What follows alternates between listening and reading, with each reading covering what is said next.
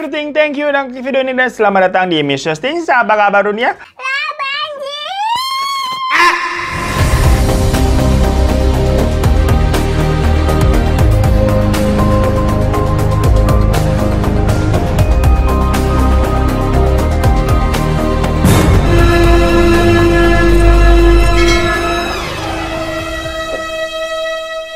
Hai gengs, cuaca belakang ini agak nggak jelas ya. Pagi ini cerahnya pol banget sampai kita gombius keringetan habis gerah. Tapi sorenya hujan badai sampai bocor nih rumah. Cuma alhamdulillahnya tahun ini kayak kita nggak dengar berita apa sih banjir-banjir yang parah banget gitu kayak tahun-tahun sebelumnya. Ya tapi kalau namanya banjir mah tetap ada di beberapa titik. Cuman yang nggak heboh-heboh banget gitulah. Coba kayak di Dubai no kemarin tuh. Habis terjadi banjir badang. Yang dikatakan itu adalah banjir bandang terbesar dalam 75 tahun terakhir, gengs. Saking besar badai yang terjadi di sana, ratusan penerbangan dibatalin. Mobil-mobil mewah tuh terlihat pada anyut tenggelam. Orang juga jadinya stuck kagak bisa kemana-mana. Bahkan kabarnya banjir tersebut juga menelan korban jiwa loh. Masalahnya kan Dubai kita tahu sendiri lah. Wilayahnya itu kan awalnya apa? Padang pasir yang panasnya aja mencapai 47 derajat Celcius. Lah kok bisa sampai kebanjiran begitu? Apakah ini fenomena dunia atau sebuah azab? Jolo-jolo, takut banget ya. Karena ternyata nih banyak sisi gelap dari Dubai yang mencengangkan, gengs. Makanya di sini kita bahas nih hal-hal misteri yang ada di Dubai sampai dikatakan bisa mendatangkan sebuah fenomena yang menghebohkan dunia seperti ini. Ya pokoknya badai tersebut kan terjadinya itu awalnya di hari Selasa kemarin di tanggal 16 April 2024. Di mana di Dubai itu diguyur hujan deras selama 12 jam non-stop dengan angin kencang yang kecepatannya itu sampai dengan 120 km per jam yang membawa curah hujan yang sangat besar. Itu coba 120 km per jam kalau kita nyetir mobil di tol udah takut banget gitu bawaannya. Pelan-pelan Pak Supir, pelan-pelan Pak Supir, itu kan nyebut mulu kita.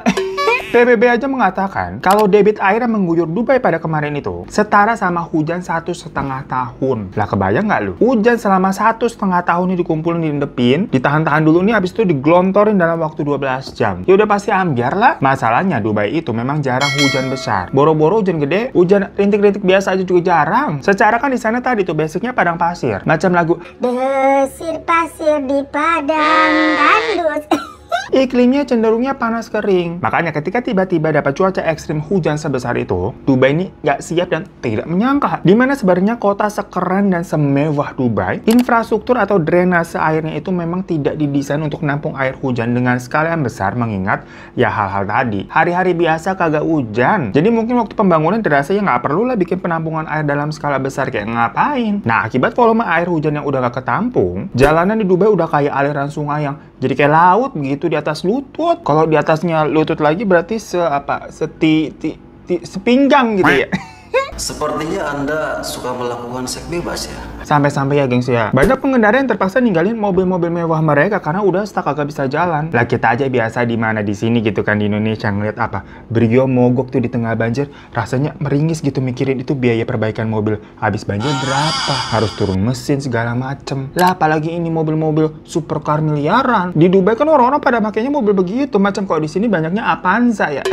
Dan peristiwa banjir tersebut juga sampai mengubah pelafalan azan di daerah sana yang terkena banjir loh gengs. Kalau biasanya kan kita dengar kalimatnya hayya ala sholah atau hayya ala falah. Maaf ya kalau salah-salah dikoreksi aja komen di bawah. Yang mana dengan peristiwa banjir tersebut azannya tuh diganti dengan kalimat shollu fi rihalikum, ya artinya sholatlah di rumahmu. Nah kita sempat baca-baca sekilas beritanya, katanya sih pelafalan azan yang dirubah seperti itu tidak ada masalah karena ini memang disesuaikan dengan kondisinya. Tapi supaya lebih jelas kalian tanya Pak Ustadz aja kali ya. Takutnya kita salah apa gimana jadinya sesat. Namun dari semuanya, yang paling berdampak itu ya Bandara Internasional Dubai, gengs. Karena bandaranya pun ikut kebanjiran. By the way, dulu di Jakarta juga sempat tuh masuk berita internasional karena akses ke bandaranya banjir. Tapi hanya akses jalannya aja yang menuju bandaranya. Nah kalau di Dubai ini, sebandara-bandaranya yang banjir. Sampai landasan pacu pesawatnya pun berubah jadi kayak danau, gengs. Kagak kelihatan air semua. Masalahnya, Bandara Internasional Dubai itu termasuk bandara tersibuk kedua di dunia setelah yang nomor 1 itu Amerika. Jadi bayangin, pada saat itu kemarin ada 440 penerbangan yang harus dibatalkan, nggak bisa mendarat ataupun terbang juga udah diem aja nge-stuck. Kabarnya katanya juga Bunda Ashanti sama Pipi Anang tuh kagak bisa pulang tuh masih di Dubai gara-gara ya tuh bandaranya ditutup. Gimana ceritanya tuh? Yang pun Bunda Ashanti, Pipi Anang gitu ya, keluarga stay safe ya. Tapi jangan lupa oleh-oleh buat saya. Soalnya katanya masih buka kok itu mall-mallnya. Airnya agak genang tapi masih bisa kok belanja-belanja kalau mau beliin buat saya. Penting banget ya beritanya ya. Nah, pokoknya pihak Bandara Internasional Dubai juga mengatakan kalau pemulihan bandara ini tuh memakan waktu. Ya alhasil nih, banyak penumpang yang terkantung-kantung. Apa sih ngomongnya terkantung-kantung ya? Terluntang-lantung. Ya kagak jelas di sana ya, para turis mau balik ataupun lagi transit di Dubai terus mau kemana gitu jatuhnya kejebak, kagak bisa keluar. Dan tadi kan udah dibilang itu bandara yang tersibuk nomor 2, pasti banyak tuh orang-orang. Staff-staff di sana juga ya nggak tahu, nggak bisa ngasih jawaban kan, clueless. Akan sampai kapan ini berlangsung? Namanya juga bencana alam, siapa yang bisa jawab? Jadi itu bandara isinya full sama orang-orang yang pada kebingungan. Akhirnya apa yang terjadi? Ya pada ngamuk-ngamuk lah. Masalahnya juga nggak ada tuh katanya kompensasi apa berupa hotel buat menginap ataupun minimal makanan lah. Kalau di sini kan tahu tuh pesawat yang suka delay biasa ngasih roti sama aqua gelas ya. Pokoknya berita mengenai banjir di Dubai ini tuh menjadi headline di mana-mana. Tapi kenapa nih Dubai yang terkenal gersang kok tiba-tiba ada fenomena alam hujan nonstop sebesar itu sampai banjirnya juga heboh ya? Ya simpelnya memang hal ini terjadi karena cuaca ekstrim yang sekarang tuh sudah tidak menentu. Kan kita udah bilang tadi di awal di sini juga kagak jelas cuacanya. Semua ini nggak jauh-jauh dari pemanasan global. Tapi sebenarnya sih ada spekulasi yang bilang kalau penyebab utama bencana ini adalah efek dari cloud seeding atau penyemayan awan yang dilakukan sama Dubai.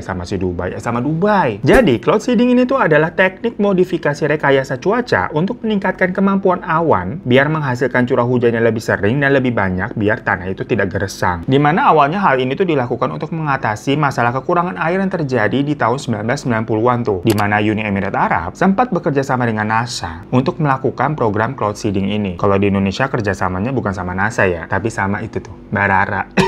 Nah, baru-baru ini juga terdengar kabar kalau memang proses cloud seeding itu kembali dilakukan di tanah Arab, di mana pemerintah telah melakukan 6-7 cloud seeding dengan cara menebar tuh zat-zat pemicu hujan pakai pesawat. Hal ini kemudian memang diyakini oleh seorang ahli meteorologi yang bernama Ahmad Habib. Kalau penyebab utama banjir ini tuh karena efek cloud seeding yang di luar kendali, jadi di luar prediksi hasilnya bisa seperti ini. Nah, berhubung yang ngomong tadi itu kan memang ahli meteorologi, jadilah orang-orang banyak yang percaya dengan berita tersebut. Tapi spekulasi itu langsung dibantah sama wakil direktur pusat meteorologi sendiri yang bernama Omar Al-Yazedi. Jadi yang tadi itu ahli meteorologi, yang ini tuh memang bekerja di pusat meteorologi nasional. Nah, Pak Omar itu mengatakan kalau pemerintah Arab tuh tidak sedang melakukan yang namanya cloud seeding kok. Karena menurut pantauan cuaca pun selama beberapa hari terakhir ini tanpa cloud seeding pun sudah diprediksi akan hujan deras. Namun dari situ dibales lagi nih, dimana jangan-jangan ya sebenarnya emang dilakukan nih cloud seeding karena awalnya diprediksi emang beneran akan hujan tapi intensitasnya mungkin dirasa kurang kan, karena selama ini juga Dubai kalau hujan gitu-gitu aja. Makanya biar di booster ditambahlah sama si cloud seeding itu. Yang ternyata efeknya jadi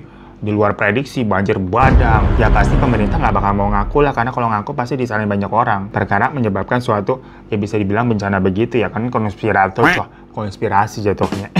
Cuma gimana pun kan Dubai canggih. Yang mana kabar terbaru mah Dubai katanya udah terang lagi sekarang. Banjirnya juga udah mulai surut tuh dalam beberapa hari. Di mana warga juga udah bisa beraktivitas seperti lagi, ya tapi memang terbatas ya. Cuman kelihatannya mah bukan kayak korban bencana alam yang kayak sedih rumahnya kebanjiran, mobilnya tenggelam. Enggak, malah kelihatannya happy-happy. Pada main jet ski di tengah banjir lah. Di depan rumah main jet ski, pada punya jet ski, gengs. Mobil-mobil mereka juga supercar tuh di rescue-nya pakai perahu bot yang mahal-mahal. Lah kalau begitu kan tadinya kita mau kasihan, jadi mikir lah ternyata lebih kasihan diri sendiri nih. Urat kamu itu memang udah urat susah, nggak bisa kaya. Mereka aja tetap hedon-hedon habisnya. Lupa ya, itu Dubai merupakan salah satu kota termewah di dunia. Orangnya pada kaya-kaya. Gedung tertinggi di sana aja tuh Burj Khalifa yang tingginya sampai ke awan begitu ya. Lebih tinggi daripada cita-cita lu gua rasa. Tapi ternyata di balik semua kemewahan itu, ada sebuah perancangan tata kota yang bisa dibilang cukup asal-asalan dan tidak dipersiapkan secara matang. Kalau turis yang datang pertama kali ke sana pastinya akan selalu takjub melihat Dubai itu, yang pada bilang tuh kebanyakan, Dubai bagus ya, daerah yang tadi cuma padang pasir bisa disulap nih jadi kota yang ada tamannya hijau megah, gedung-gedungnya juga tinggi-tinggi banget, mewah-mewah. Ada underpass yang bisa ngelewatin lautan, ada pulau buatan yang berbentuk pohon palem estetik. Wah, bener-bener nih keren banget, macam kota futuristik dengan tatanan apik yang terencana. Tapi tahu nggak, gengs? Banyak yang menilai kalau pembangunan Dubai itu terlalu cepat dan sangat ambisius. Macam apa tuh? Mekarta. Apa kabar Mekarta ya? Tadinya Dubai itu cuma sekedar kota yang bergantung sama perikanan dan mutiara. Tapi setelah Uni Emirat Arab tuh menemukan adanya sumber minyak di sana pada tahun 90-an, Dubai ini terpilih menjadi lokasi pembangunan secara gede-gedean karena dianggap strategis. Gedung pertama yang didirikan di Dubai itu tahun 1979.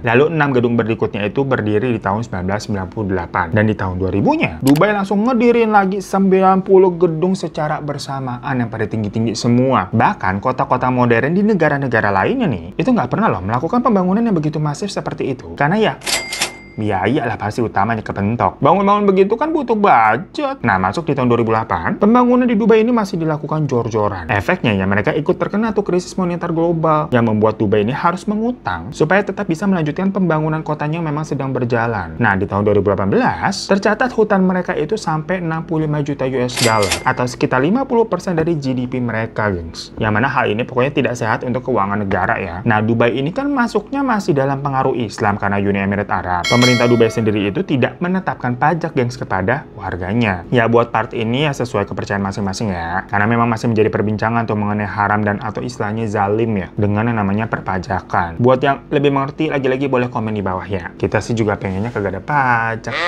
Yang mana makin lama, pendapatan utama dari kota ini tuh bukanlah dari minyak seperti negara-negara Arab pada umumnya sebenarnya, gengs. Dimana minyak di Dubai itu tuh hanya berkontribusi sekitar 7% aja dari total pendapatan mereka. Nah, terus sisa yang besar itu dari mana? Mereka itu mengandalkan real estate dan alat berat dari orang-orang kaya dari dalam negeri maupun luar negeri yang membangun usaha di Dubai, jadi berinvestasi di Dubai. Sama ya dari sektor pariwisatanya juga. Makanya gimana nih cara supaya banyak turis yang tertarik untuk datang agar pariwisata Dubai ini tetap menyala, bosku? Kalau yang biasa-biasa aja pasti kan kurang menarik. Harus ada yang spesial gitu di Dubai. Nggak cuma modal ada apa sih bentuk love gitu ya, ataupun peringan Upin Ipin, Doraemon gitu buat foto-foto. Ya biasa aja tuh mah. Tapi tetap aja kita foto di depannya.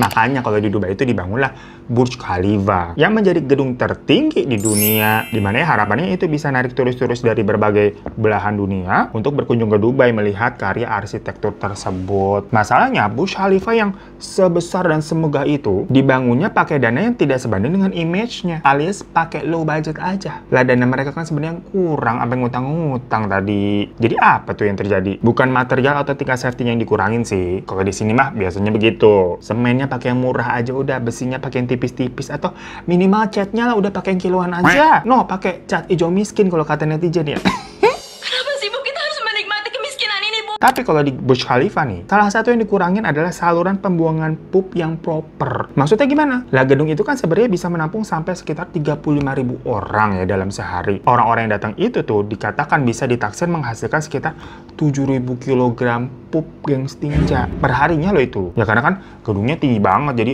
menampung bisa banyak orang. Tapi dibanding bikin pembuangan tinja yang proper untuk semua itu, karena kan pasti ya harus besar dan pastinya mahal ya 7.000 kg per hari. Manajemen Burj Khalifa itu akhirnya lebih memilih untuk membawa semua limbah tinja tadi pakai puluhan truk-truk besar setiap harinya untuk dibuang langsung ke pembuangan ya bantar tinja lah istilahnya di pusatnya sana. Hal ini dilakukan karena menurut hitung-hitungannya nih, kos untuk si truk itu bolak-balik ngangkut tinja dari Burj Khalifa ke pembuangan tadi itu dirasa lebih murah dibanding kalau mereka nih harus bikin safety tank yang proper segede gaban gitu buat menampung 7.000 kilo per hari tadi itu di bawah Burj Khalifa. Yang kalau di kita istilahnya, kalau ada yang repot kenapa harus yang mudah?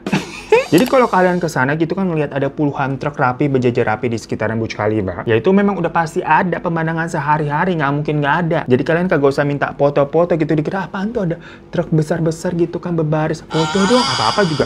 Biasa emak-emak tuh di mana-mana diminta foto. Lah itu truk isinya tukai. Yang mana makin lama makin banyak komplain tuh daripada warga yang karena bau banget lah itu pastinya. Tiap hari lewat ngangeng-ngangeng gitu kan ngangkatin tinja. Sebegitu banyak. Baru deh akhirnya lagi dalam proses ini dibangun tempat pengelolaan tinja yang benar khusus memang buat gedung si Burj Khalifa yang diperkirakan paling cepat selesainya di tahun 2025.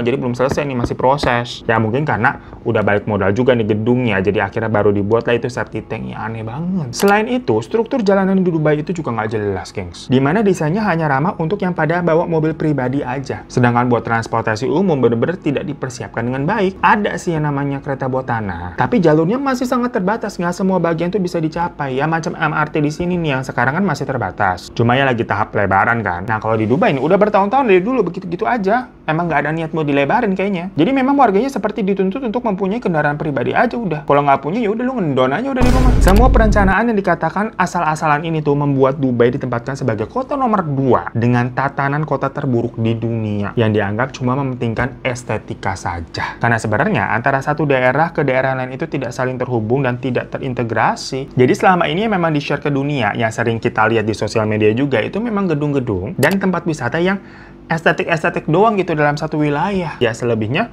nggak keurus itu wilayah Dubai yang lain. Beda banget keadaannya sama di pusat kotanya istilahnya. Cuma kan dari tadi kita di sini nyinyirin Dubai terus ya. Yang tadi dibilang menjadi tatanan kota terburuk nomor 2. Tapi gimana pun juga kan masih diakui yang mementingkan estetikanya memang bagus. Karena fun fact-nya adalah ternyata kota dengan tatanan terburuk nomor 1 di dunia adalah Jakarta. Ya ilah, kaget nggak lu? Ya tapi kita yang menemu infonya kan dari internet, di Google. Coba kalian cek sendiri aja bener apa enggak tuh. Emang paling enak ngomongin orang lain. Padahal sendirinya mah lebih apa kabar dunia.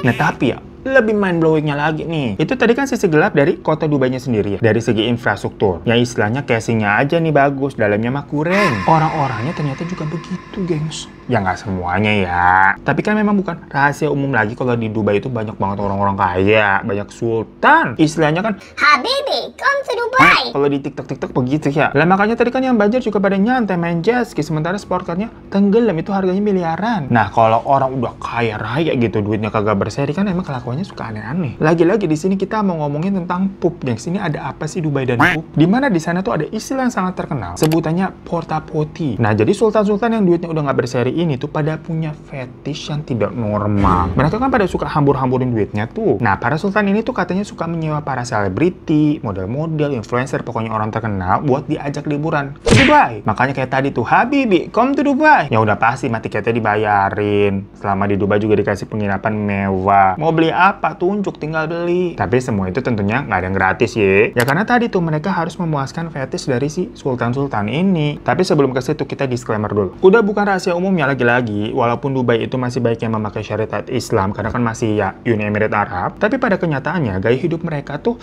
banyak berkaca dan pengaruh sama perekonomian dan pemerintahan dari negara-negara barat. Yang cewek-cewek aja banyak yang pakai kerudung tuh. Malah gosip-gosipnya katanya di sana mau dibangun kasino yang lagi jadi perdebatan. Kan udah agak-agak melenceng maksudnya ya. Karena kota ini bisa dibilang memang sangat open-minded, yang agak lumayan kebablasan open-mindednya, jadi agak aneh gitu maksud gua. Mereka kan memang banyak menerima tuh orang-orang asing buat kerja di sana. Jadilah culture mereka tuh udah ke-mix, udah ngeblend sama culture dari berbagai negara. Nah mungkin kalian mikir nih, orang-orang kaya yang ada di Dubai itu kebanyakan raja-raja minyak keturunan Arab. Tapi kenyataannya, gengs, banyak juga orang-orang asal Swiss, Amerika, Singapura, Hong Kong yang pada tinggal ke sana dan menjadi orang kayaknya Dubai di sana. Jadi bukan orang asli Arab. Nah, alasan utama orang-orang ini dari berbagai negara itu pindah menetap ke Dubai adalah karena di Dubai itu tidak ada pajak penghasilan tadi. Jadi harta mereka nggak akan ke-tracking, nggak bisa dikontrol sama orang pajak, susah. Makanya Dubai juga sering tuh dijadikan tempat mandi laundry cenah. Yang mana biasanya duit mandi laundry mereka tuh dibeliin real estate tuh di sana. Yang kalau udah begitu, ya udah pasti dana mandi laundrynya bakal sulit diotak-atik dilacak. Gimana? Ada mau nitip duit nih buat dicuci? Di kita bersih lo sekilo goceng. Nah itu mah laundry kiloan. Kamu pikir enak cari duit? Gampang, iya. Nah kita ngomongin porta party tadi aja ya. Awalnya pemerintah Dubai itu yang pengen majuin pariwisatanya mengundang nih selebriti, model, influencer terkenal dunia buat datang ke Dubai dan memamerkan keindahan Dubai. Ya macam di endorse sudah begitu. Nah para sultan-sultan yang tajir ini tuh pada penasaran, perlu budget berapa sih emangnya ngundang seleb sama yang terkenal-terkenal begitu? Dan setelah dicari tahu, lah para sultan ini ternyata juga mampu bayar dengan dana pribadi nih membiayai seleb-seleb tersebut. Definisi duitnya kagak berseri. Jadilah mereka nih mulai manggil selebriti dan influencer atas nama pribadi. Ada nih seorang model yang membeberkan pengalamannya. Namun memang identitasnya disamarkan ya waktu wawancara. Dimana katanya dia waktu itu udah sampai Dubai atas undangan dari seorang sultan. Dan mereka ketemuan nih di sebuah ruangan nih. Ya udah di sana si model ya mohon maaf nih digrepe-grepe gitu kan kayak pendekatan. Dan dilihat ada sebuah ember kosong. Sampai di situ pokoknya si model mikir ya hal itu wajar, dalam artian emang udah ketebak. Dari awal dia dipanggil tuh nggak ada acara apa-apa ya pasti mau diapa-apain gitu di Dubai. Dan si modelnya emang oke-oke aja kan, namanya juga budaya barat. Selama ada uangnya mah, ada uang abangku sayang. Atau kalau donatur ya boleh ngatur. Namun hal yang nggak disangka-sangka adalah si sultan itu tuh buka celana dan pup di atas ember tadi. Habis itu si modelnya disuruh makan duit tersebut. Jadi fetishnya si sultan itu tuh suka melihat seseorang tuh berhubungan sambil makan pupnya dia. Wah, kebayang deh.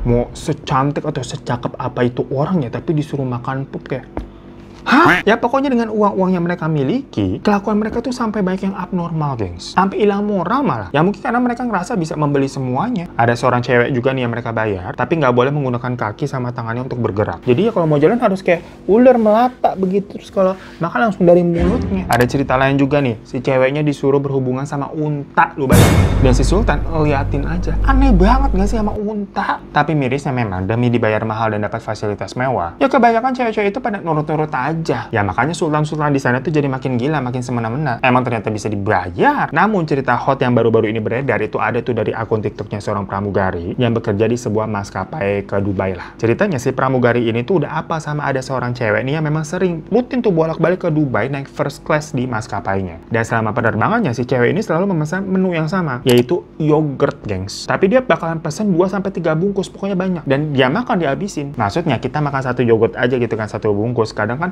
bikin perut mules ya. Lama-lama pramugari itu kepo. Nanya dia, kok kamu pesen yogurt terus dalam jumlah banyak, emangnya nggak mules? Dan jawaban dari si cewek ini tuh bikin shock. Emang aku butuh buat yang mules. Karena aku udah dibayar mahal nih sama sultan gila yang minta aku pup untuk di atas mukanya.